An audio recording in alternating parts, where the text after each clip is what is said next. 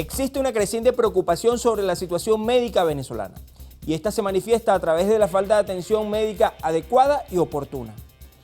Esta noche en nuestro programa conoceremos 3 historias en donde 2 niños y un adulto mayor lamentablemente sufrieron graves consecuencias a causa de una mala atención médica.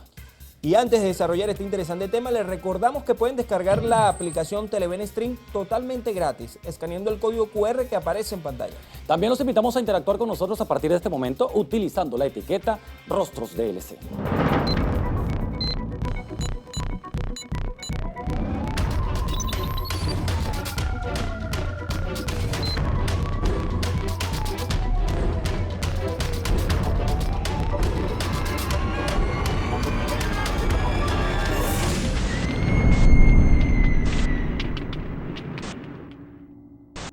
Rostros del Crimen está apegado a hechos estrictamente reales. No hay recreaciones ni dramatizaciones. Sus protagonistas hablan desde el rigor del suceso. El mejor sistema de atención sanitaria es aquel que ofrece asistencia individual a la población y la política debe orientarse a modernizar nuestro sistema de salubridad a fin de garantizar el acceso a servicios de calidad sin importar la condición económica, social o laboral de los ciudadanos. Esta noche conoceremos la dura y amarga historia de Noriuska Landaeta, una madre que lamentablemente perdió a su hijo de 5 años a causa de una mala atención médica el 22 de abril de este año 2024 en un centro médico ubicado en los Valles del Tuy. Todo fue porque lo llevamos al centro médico porque estaba presentando fiebre, 3 días de fiebre. Ya lo llevamos, la doctora lo examinó, dijo que tenía un poco de dificultad respiratoria y lo mandaron a buscar para la farmacia dipirona y hidrocortisona de 200 miligramos. Ya cuando le están indicando para que le coloquen los medicamentos, al colocarle la hidrocortisona, el niño empieza a quejarse que le dolía, le picaba, le ardía, que si por favor se lo podían quitar. La enfermera hace caso omiso porque se le comunicó y no tomó en cuenta eso. Una vez que la enfermera hizo caso omiso de la situación que presentaba el hijo de Noriuska, el niño comenzó a colocarse morado y por segunda vez le vuelve a notificar a la misma enfermera lo que estaba ocurriendo. La enfermera dice, ya un momento porque no le puedo cancelar el tratamiento. Ya le quedaban como 2 cc de hidrocortisona. Cuando le vuelve a dar la dosis es donde el niño queda desmayado, que es cuando empiezan a hacerle los primeros auxilios, ya el niño no reaccionaba, no hacía nada. La madre asegura que su hijo hasta ese momento no era alérgico a ningún tipo de medicamentos, pues en otras ocasiones ya le habían suministrado el mismo tratamiento, pero en menos dosis. Era para la dificultad respiratoria, que supuestamente estaba presentando el niño, pero el niño no llegó agitado, el niño llegó tranquilo. De hecho, él fue hacia la farmacia con la abuela a comprar el medicamento. Según el testimonio de Noriuska, la causa de la muerte del niño se debe a una mala atención por parte de los médicos, pues asegura que si le hubiesen brindado una buena observación a los síntomas que presentaba su hijo, su pequeño estuviera con vida. Yo digo porque en el sentido de cómo actuaron los funcionarios médicos, ¿sabes? Porque si te están notificando de que el paciente está presentando alguna reacción, no te puedes quedar como sin hacer nada. Yo digo que puede ser de que se lo pasaron muy rápido o era mucho para él porque eran 200 miligramos, o sea, le colocaron mucho para la edad que él tenía. Exactamente. Generalmente, los riesgos médicos siempre causan consecuencias graves y de por vida. Es por ello que es fundamental investigar a fondo lo ocurrido para determinar las causas necesarias y así prevenir futuros incidentes. A él lo que le hicieron fue los récipes. La doctora lo que le hizo para que compraran el tratamiento y para que le siguieran unas nebulizaciones en la casa, de la cual no se le realizó nada porque ahí en el momento falleció. En ese entonces llegó el 6CPC, nos tomó las declaraciones y el proceso está en esa investigación. Hasta los momentos tengo conocimiento de que lo mandaron para fiscalía, pero todavía no me han dado una respuesta. ¿Sabes si hay alguna fiscalía en específico? Hasta los momentos no. La madre del niño también explicó que una vez que su pequeño comenzó a presentar las reacciones en su cuerpo, fue trasladado a otro hospital por orden de la doctora que se encontraba de guardia el día del suceso. En ese entonces el niño se presenta morado, le pasa lo que le pasa y de ahí la doctora llama a una ambulancia para que lo trasladen a otro médico, a otro hospital para que le puedan dar la reanimación, los primeros auxilios. La abuela, o sea, como el susto y la broma, se montó en la ambulancia con él y se fueron a otro médico. Ya cuando llegan al hospital, otro hospital, la doctora sí le dice, no abuela, ya el niño está aquí sin signos vitales. Esas reanimaciones las tenía que atender, era ahí en ese mismo médico. Y la doctora lo que hizo fue como mandarlo, sacarlo del hospital, pues no sé si era como para cubrirse, para que no le cayera todo ese peso encima a ella, no sé. Esta noche, Noriuska Landaeta cuenta cómo ella y su familia, desde el dolor, han tenido que sobrevivir a esta dura pérdida. Bueno, un poquito fuerte, porque él era un niño muy divertido, pues, y siempre andaba con sus abuelos, con el papá, conmigo. Entonces le ha pegado mucho, a todos nos ha pegado, nos ha hecho falta. Es fuerte, porque es como digo, o sea, si el niño estuviera enfermo, como tal, de una asma trancada, sí puedo entender, pero el niño no estaba agitado, él estaba bien. Él lo que estaba presentando era la fiebre nada más. Era un niño sano. Era muy pocas las veces que se enfermaba. A pesar del dolor y la tristeza que envuelve a esta madre por la pérdida física de su hijo, sigue luchando para que se haga justicia en su caso. Esta noche Noriuska deja un mensaje a las autoridades y a todos esos padres que al igual que ella están viviendo circunstancias similares. Bueno, que se aferren a Dios, que Él es el que tiene el control de todo y que de verdad que me gustaría que las autoridades ayudaran en este caso, porque así como está este caso, hay muchos casos como varias personas, varias familias que están pasando por el mismo proceso, hasta peor, y hay autoridades que no prestan la colaboración. Entonces son dolores que tenemos nosotros, pues, los familiares.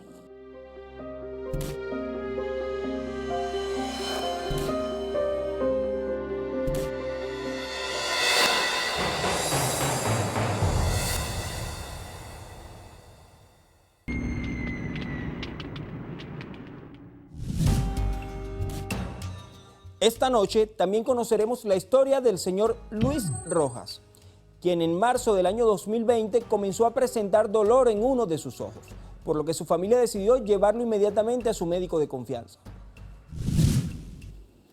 Bueno, arreglando el problema de la larva de la camioneta, siento un malestar en el ojo y lógicamente traté de atender, pero me complicó el tema al extremo de que, bueno, me obligó, como ya estaba declarada la pandemia, los médicos estaban refugiados en sus casas. Cuando yo lo llevo, que él lo ve, le dice, no vale, como con asco, le dice, no, chico, tú lo que tienes es un herpes zóster en ese ojo. Que la pegó, pues, por decirlo de una manera. Que sí, ese fue el diagnóstico primario. Le dice, pero bueno, le inyectó un benzetacil que yo tenía en la cartera, que es antibiótico, y un desametasona, que es un anabólico, en la ceja. Le mandó a Ciclovir y le dijo, no te preocupes, ponte eso y eso se te quita en 4 o 5 meses, ¿vale? El paciente y su esposa estuvieron al pendiente de cumplir el tratamiento que se le había indicado. Esto fue así por 2 meses aproximadamente, pero continuaban sin ver mejoría. Al contrario, me estaba empeorando. Entonces, y el ojo más caído, más cerrado, yo veía por el ojo, pero lamentablemente el párpado caído, el área afectada es el 30º, que es todo el parietal, y de hecho todavía está dormido. Él me dijo, eso no es nada, eso se te quita 2 o 3 meses. No me recomendó nunca buscar una persona especialista que que me hubiese a lo mejor salvado a tiempo. Pero yo nunca me confié, porque yo era la que lo curaba, porque se le empezaron a caer las costras de la cara, porque le empezó, eso es la llamada culebrilla, le empezó en la nariz y le agarró toda la cara. El problema fue que le agarró el ojo. Viendo esto, yo dije, no, yo me voy a un oftalmólogo, porque eso es el ojo, él no puede abrir el ojo, no puede hacer los movimientos normales del ojo, esto no es normal, como me está diciendo el médico, que es un médico internista, yo me voy a un especialista. El especialista le realizó una ficha al paciente con el diagnóstico previo, mientras que Luisa le explicaba la sintomatología que venía presentando Luis. Nosotros le participamos que esto era consecuencia, era llamado un herpes zóster. Él se limitó a darme gotas en el ojo. Lo ve y bueno, mire doctor, y lo del, no, ese es el nervio trigémino, pero eso va pasando, el herpes, eso se quita, eso es un virus que todos los tenemos en el cuerpo, ¿no? Sí es verdad, pero a él se le alborotó ese virus, pues, y fue en el ojo. No, y yo insistía, pero él, bueno, tranquilo. Y así fuimos desde el mes de mayo del 2020 a diciembre del 2020. Luisa pensó que ya su esposo no tenía movilidad en su ojo. Por esto en marzo del año 2021 decide llevarlo a un neurólogo, porque a su parecer lo que sucedía podía ser debido a un daño neurológico. Cuando llego al neurólogo privado en una clínica en Guarenas, cuando lo ve me dice, este es el herpes zóster, y ahí está el informe en el expediente. Este es un herpes zóster que le está afectando y tiene que verlo urgente un oftalmólogo. Yo le digo, doctor, pero tan grave es. Me dice, sí, tienes que volar. Yo agarro, él me da el teléfono de una oftalmóloga en Guatire, en una clínica en Guatire. Ella es especialista en glaucoma, ¿verdad?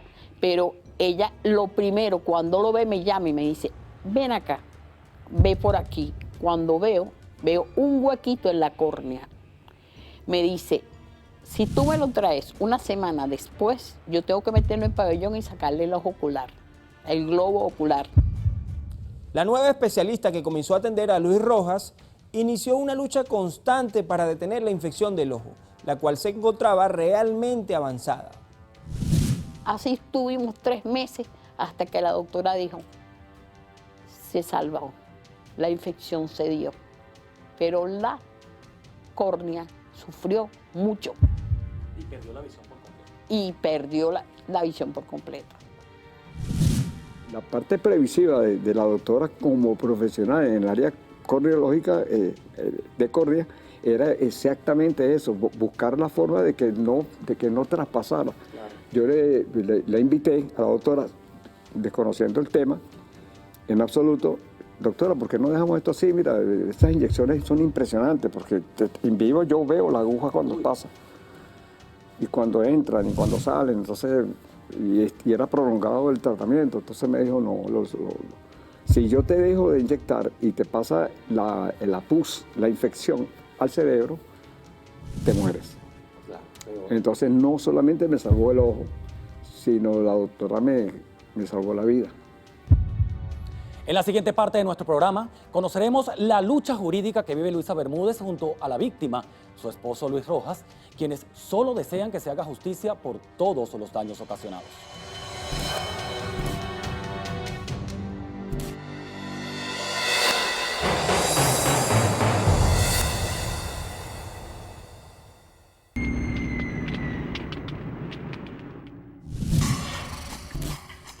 El señor Luis Rojas, desafortunadamente, se suma a la lista de personas que han sufrido graves daños físicos y psicológicos en manos de algún profesional de la salud. La doctora, a quien acudió a esta familia luego de lo ocurrido, les informó que era necesario que realizaran la denuncia por el daño que el médico le había causado. Hablando con mi esposa, llegamos a la determinación de que esto no podía quedar como si nada. Y fue cuando, bueno, recurrimos a lo previsto en la ley al Código Orgánico Procesal Penal y su normativa, lo que concede la figura de la mala praxis.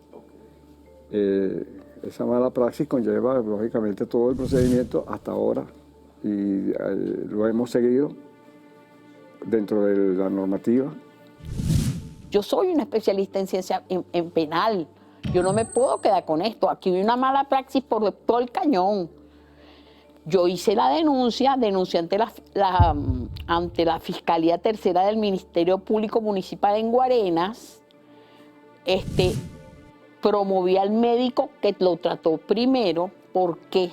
Porque a mí me interesaba el diagnóstico inicial. Pido que lo citen, lo citan, yo voy al consultorio de él y le digo, mire doctor, por la confianza que había, él no sabía lo que estaba pasando. Lo van a citar de la fiscalía. A mí que no me vengan a citar en ninguna parte. Además, pero me quedé sorprendida, él perdió el ojo. Con la declaración de este primer médico que trató al paciente hoy afectado, comenzaba la primera prueba testifical que ellos necesitaban para continuar con el proceso.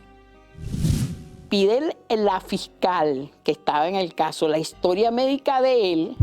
El médico mandó una historia médica totalmente distinta. ¿Qué diagnóstico entregó? Dijo que tenía el ojo rojo y que se le tomó la atención, que estaba bien, que él no notó más nada, o sea, más nada.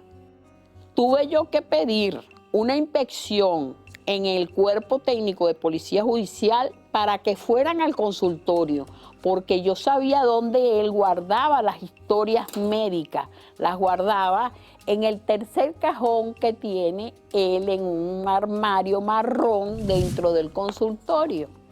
Y yo le di el dato al jefe de investigaciones de la PTJ. Dentro de esta investigación se presentaron varias irregularidades como la fuga de información, pero gracias al profesionalismo y amplio conocimiento de la esposa de la víctima, esto se pudo frenar a tiempo.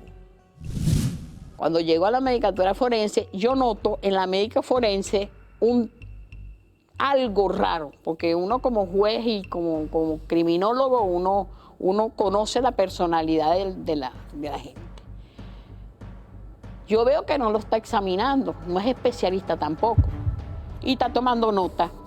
Y yo le digo, mire doctor, usted no lo va a examinar. Me dice, cállese. Pero me doy cuenta que hay un informe, que hay un escrito del director de la clínica donde trabaja el médico. Yo dije, aquí hay algo raro.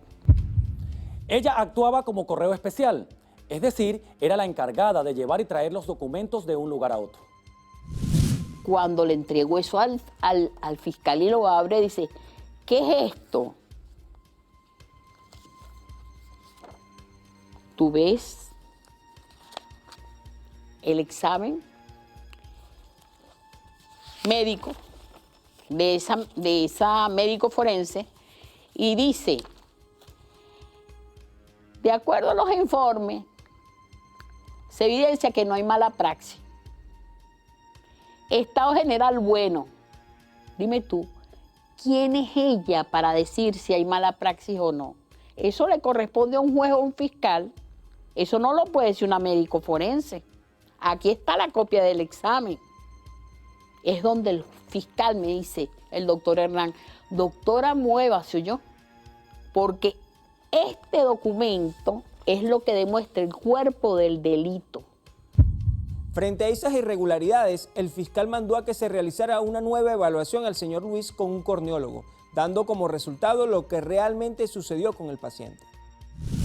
Ahí el fiscal, con ya todas las pruebas en la mano, en julio del año pasado, el doctor Hernán agarró y solicitó ante el juez cuarto municipal de Guarenas, solicitó la imputación fiscal. De ese médico. De ese médico, del oftalmólogo famoso que hay allá. Se logró con mucho sobresalto el dictamen de que fuese imputado. Claro. Realmente de miles de casos en el país son contados los casos como el mío, llegó a esta fase de ser imputado, ya no es investigado, ahora es imputado, lo imputó la Fiscalía y a la cual le doy mil gracias al ciudadano fiscal. Este médico se enfrenta a una pena entre 1 y 12 meses de cárcel por el daño causado a la víctima. Sin embargo, existen penas accesorias, es decir, que dependen de la pena principal. Esas penas accesorias estaría la suspensión de la licencia de ejercer la profesión. No podría ejercer la profesión. Me ha destruido mi orden. No soy holgado económicamente, pero sí estaba bien. Ahora no puedo manejar, no puedo leer, no puedo escribir. O sea, de verdad que estoy neutralizado. Irresponsablemente, él no ha manifestado en absoluto ni la más sencilla ánimo o intención de... Por lo menos pedir una disculpa o no sea. Nada. De verdad, se lo digo honestamente, parece una piedra. A pesar de que falta camino por recorrer en este caso, ellos invitan a que las víctimas no se queden calladas y denuncien para que estos especialistas de la salud que cometen algún error durante su labor paguen por el daño causado y no sigan afectando a más personas. Por lo que yo he vivido y por lo que yo he visto, que vayan a la Fiscalía General de la República y que pidan hablar con el doctor Tarek William Sá, que atiende a la gente. Sí la atiende. Realmente, bueno, no es fácil. Existe la confianza, como le dije, en las instituciones de Estado. El Ministerio Público está prestando está sumado a la colaboración permanente. Existen médicos con principios fundamentales como los que no podía nombrar, pero me atendieron, me dieron lo mejor de ellos profesionalmente. Actualmente se encuentra a la espera de un trasplante de córnea. Ellos no pierden la esperanza en que se haga justicia y que el señor Luis tenga una mejor calidad de vida.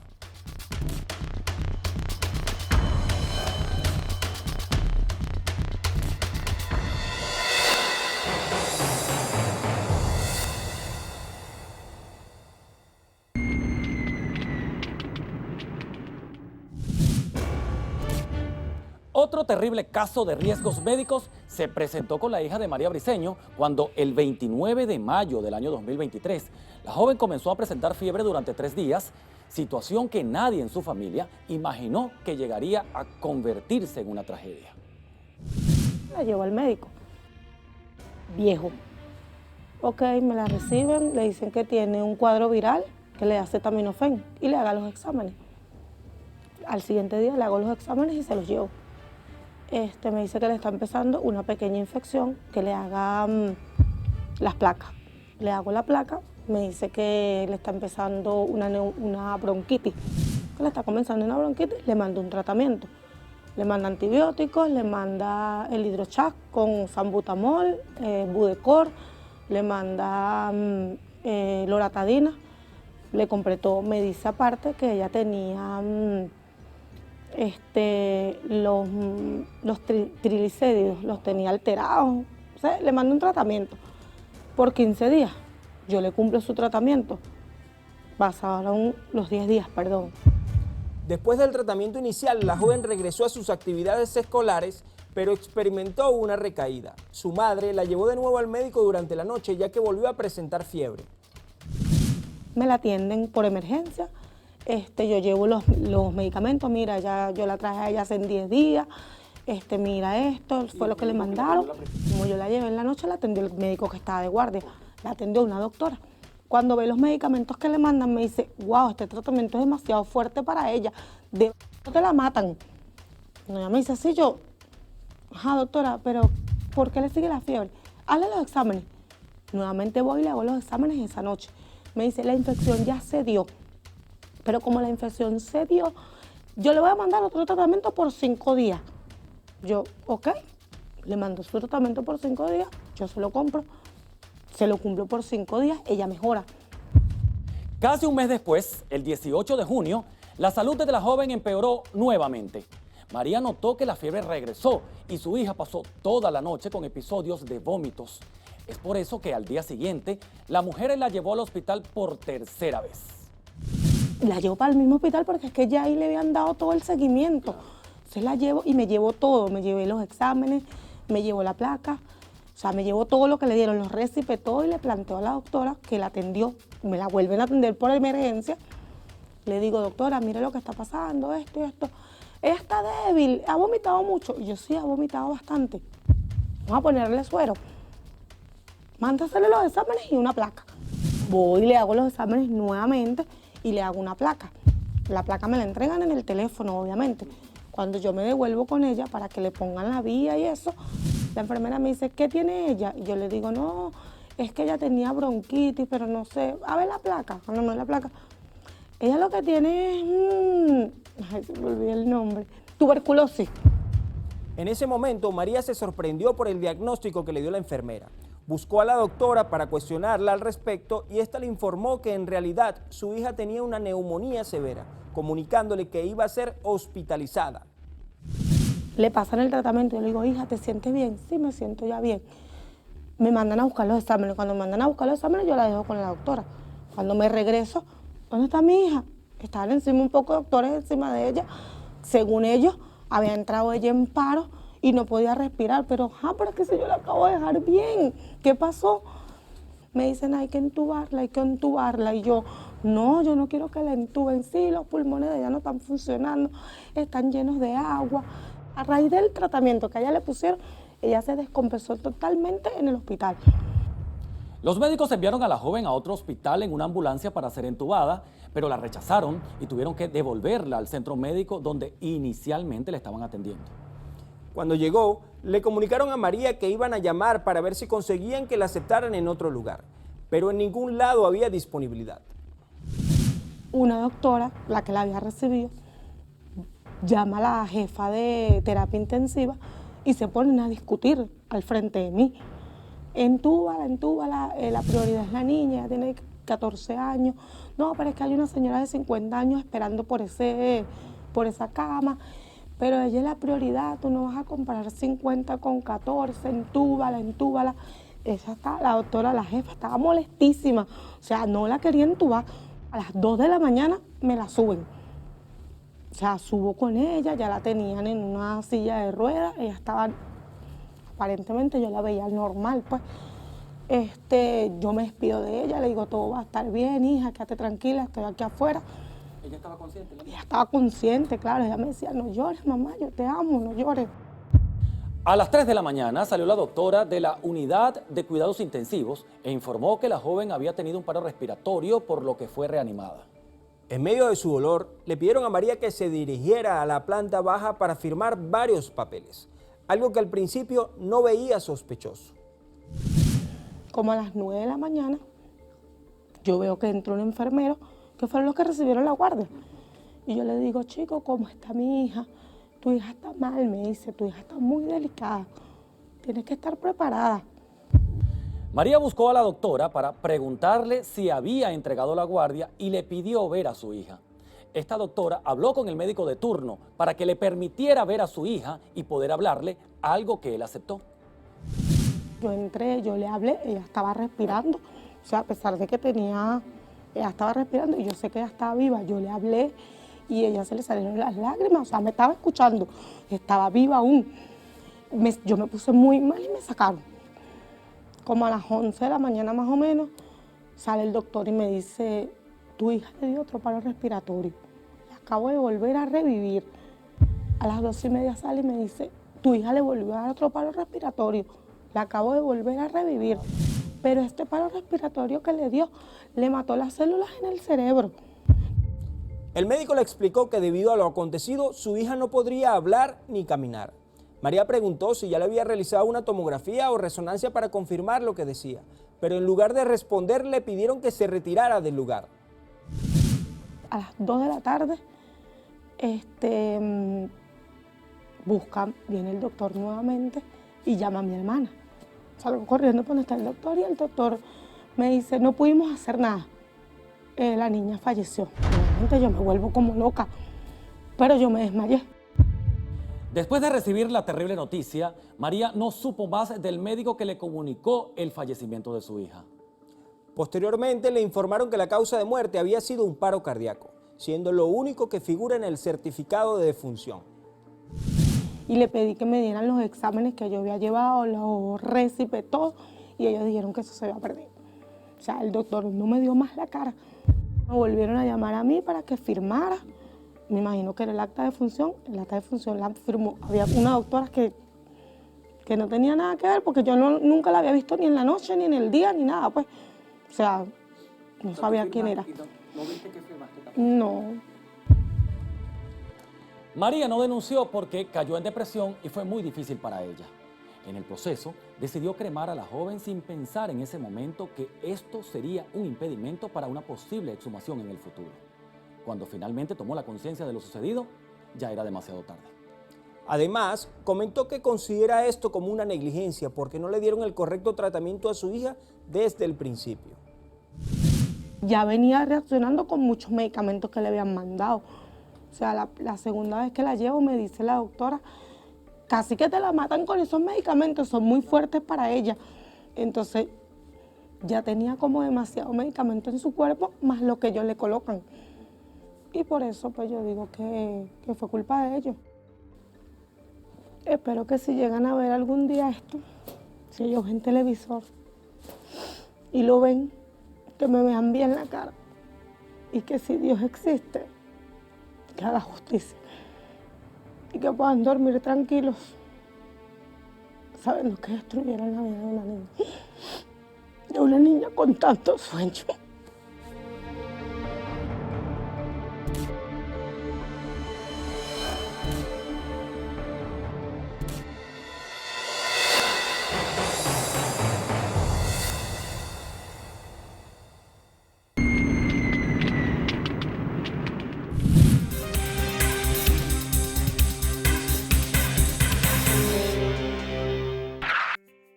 El sector salud en general debe contar con profesionales capaces de atender las necesidades de quienes requieren alguna asistencia médica.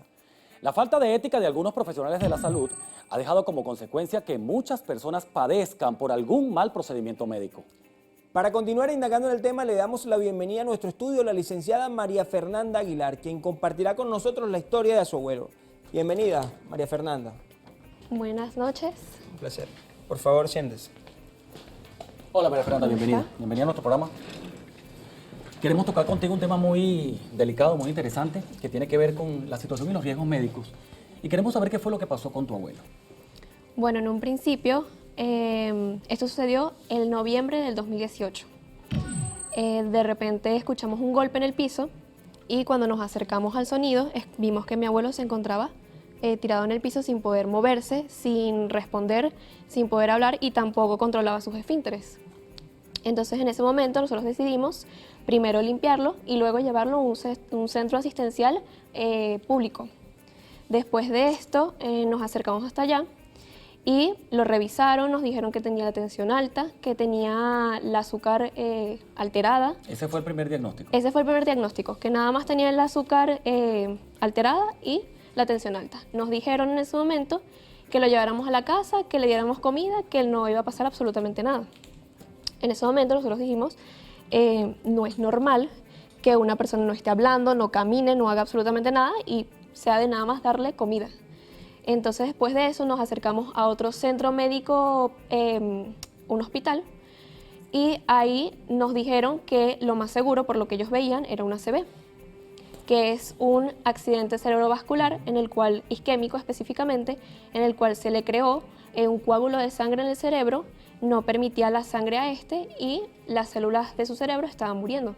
Nos dijeron que lo lleváramos a otro centro porque ahí no lo podían atender y nos contactamos con unos familiares para que nos pudieran ayudar para llevarlo a una clínica porque no había lugar donde lo recibieran.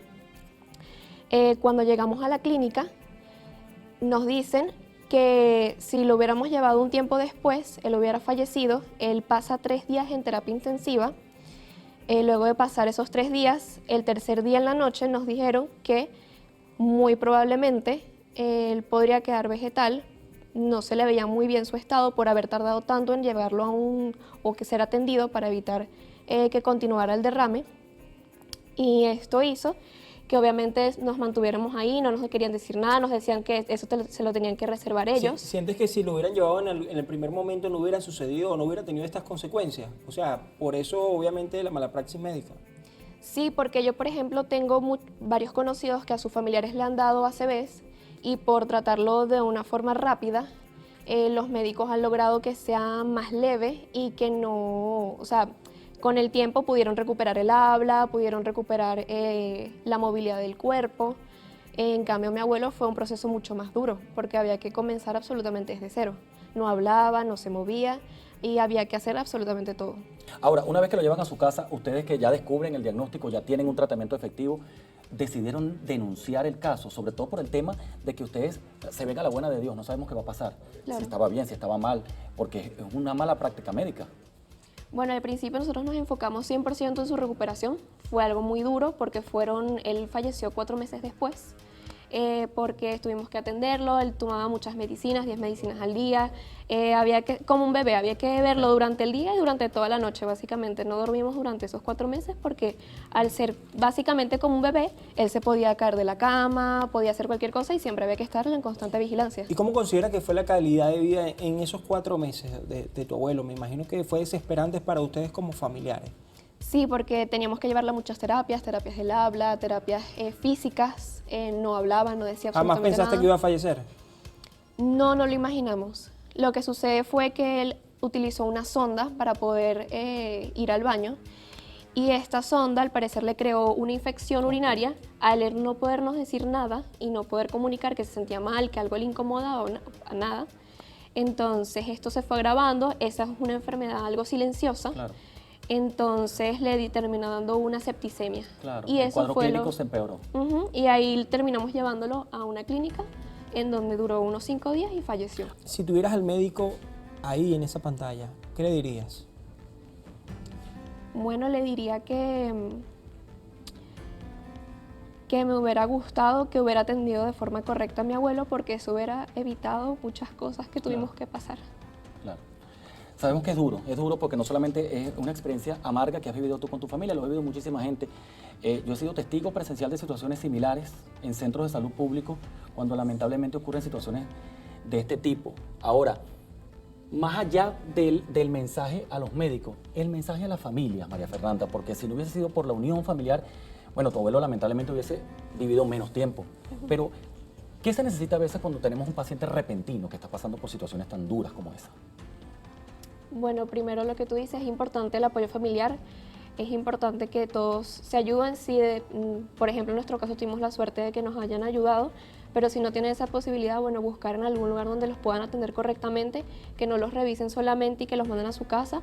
En el segundo hospital sí nos querían recibir, pero lamentablemente no tenían cómo recibirnos, no había cama para él en los cuidados intensivos y bueno, que eso tiene que mejorar porque es la vida de las personas. María Fernanda, nos gustaría, para culminar, que le mandes un mensaje a todas esas personas que se encuentran en este momento en un centro hospitalario, pasando por una situación similar o teniendo algún familiar en esas condiciones. Bueno, lo primero es que sean fuertes porque es algo muy complicado, tener un familiar enfermo es muy difícil y además también deben denunciar. Yo no lo hice en mi momento, mi familia no lo hizo en su momento porque realmente nos consumió el dolor y la angustia y estamos preocupados en su recuperación, pero es importante hacerlo porque así como le sucedió a él, le puede suceder a otra persona. Gracias, María Fernanda, muy valiente por tu testimonio y además, bueno, por contarnos Gracias. la lamentable situación que vivió tu familia. Nosotros agradecidos por acompañarnos esta noche y compartir la historia con nosotros. Les recordamos que también pueden aclarar todas sus dudas enviándonos un mensaje. Por eso les comparto nuestros puntos de contacto. En Instagram nos encuentran como @rostrosdlc. También tenemos a su disposición nuestro correo electrónico rostrosdelcrimen@gmail.com para que nos hagan llegar sus casos. Si usted quiere interactuar conmigo, le comparto mi cuenta de Instagram, @soydavisramírez. Y la mía, @OmarRostrosDLC. La cita es el próximo martes, cuando nuevamente nos sentemos frente a frente Con los rostros del crimen. Paisajes hermosos donde se sustenta el crimen. Hermanos se atacan entre sí con proyectiles. Tensión en la situación, se sobrevive dando mucho más de lo poco que recibes. Mueren jóvenes, su madre llora. Plegarias no callan el cantar de la flor. Las generaciones se pierden con el paso de las horas. Y ahora, unos son presas y otros devoran. calles de sorpresas como la caja de Pandora, donde mantengo la esperanza a pesar del diluvio y la superación y el estudio como refugio. Sigo caminando en estos suelos sin que me detenga el miedo. Mis palabras son reflejos, entiendo lo que siente el pueblo porque soy parte de ello. No importa color ni pensamiento, es el mismo espejo. Voceros de los que quedan, también de aquellos que partieron. Unidad es lo que quiero, espero.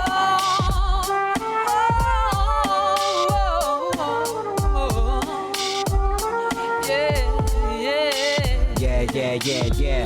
Subjetivo quien produce. Proverso, Valeria Áñez.